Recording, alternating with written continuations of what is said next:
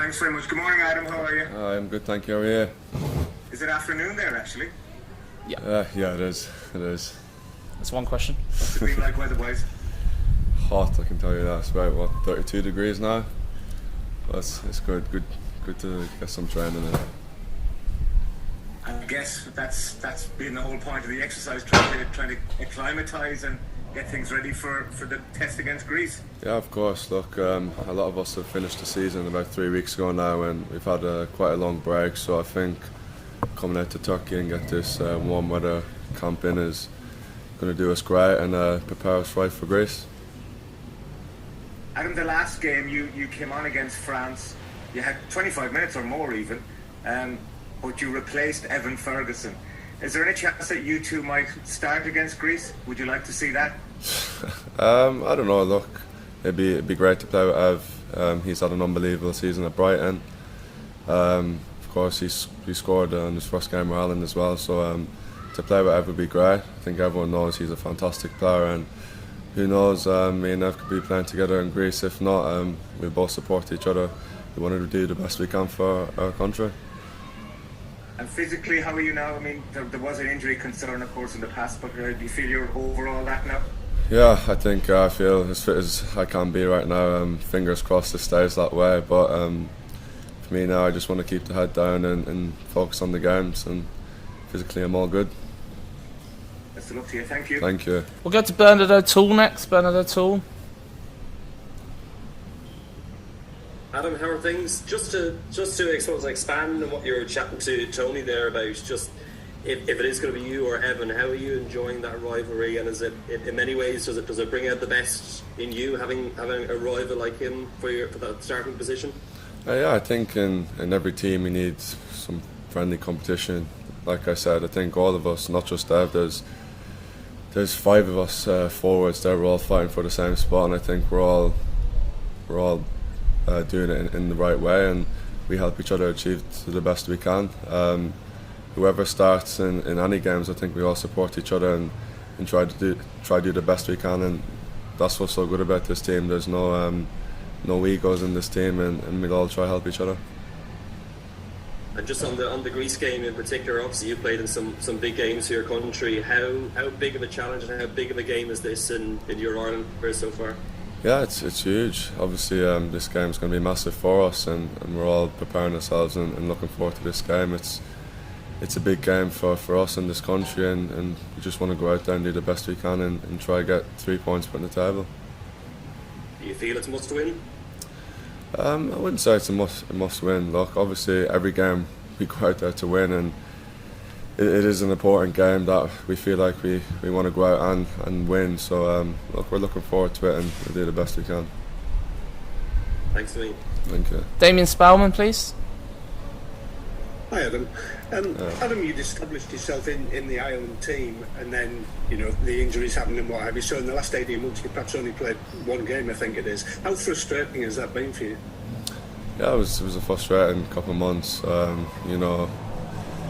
I just started playing games with Norwich at the time before I got injured, and as a player, it's not nice to get injuries, and then to see your team and also the Irish team go out and play games, it's annoying because you want to be out there playing with all the boys. But look, I managed to come through it now, and I'm here, so I'm ready to get to it. Yeah. And how much encouragement and confidence has the new contract given you? That must have been a big boost for you. Yeah, it is. I think that they've been fantastic with me. The support they've given me is unbelievable, and like you said, they gave me a big confidence boost to get back to my old self and get back playing again. That's good. Thank you. Thank you. Phil Egan, please. Adam, just you talked about your fitness there, and just wondering how long does it take you to kind of get up to speed where you feel you're at your strongest? Look, I came back in December now, and I was probably about 70% in December, and I've played every game since for Norwich. So I think playing these games, coming on, starting, gave me a big help. And right now I feel like I'm back to normal fitness. We had 3 weeks off when the season finished, and I'd done some running throughout then, and obviously we've come out here to do some training, so I'm feeling good. it's just playing games, getting minutes in the tank. And it must feel like a really big few weeks and a couple of months for you. Just obviously the two games, the Greece and Gibraltar games, but also the prospect of getting a pre-season under your belt as well, and setting you up for next season. Yeah, of course. Obviously, these games and this training camp is going to help us when we do go back to club football. And but right now, I think everyone here is focused on playing the two games, Greece and Gibraltar. And the main thing for this month is to win the two games. I'm not really too focused on pre-season right now, but like you said, it will help. Thanks, Thank Adam. you. Gavin Cooney, please. Harry, Adam, just one question from me. Like, what kind of challenge is the fact that you haven't played, so much of the squad haven't played since the end of the championship season back at the start of May? Like, that's a pretty lengthy layoff between then and kick-off against Greece. So what kind of challenge does that bring?